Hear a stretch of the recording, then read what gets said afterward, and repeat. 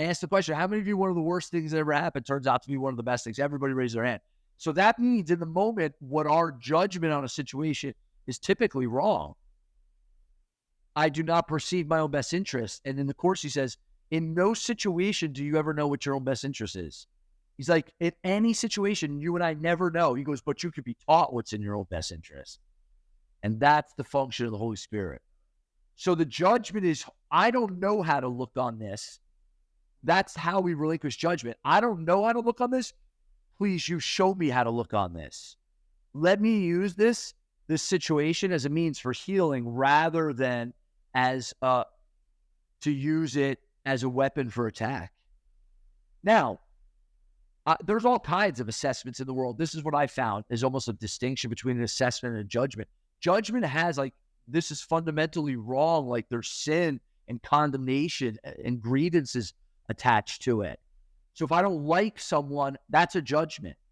If I don't want to be in a business partnership with them or and I see things maybe that they do that's unethical or out of, like I'm going to, what? I can have boundaries and all that stuff, but without attacking, that's possible.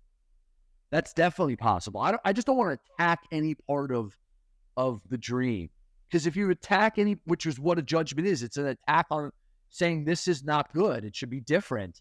The way it is bad. And the judgment, it is basically really an attack on God ultimately, because what you're saying is what is not good or it's fundamentally wrong.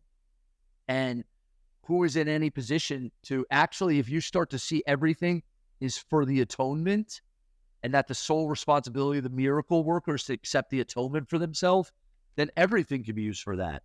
Then there is nothing that is out of accord. Or now you don't go down. You could still use what Ram Dass would call discriminative awareness. Like there are certain things that get me closer, right?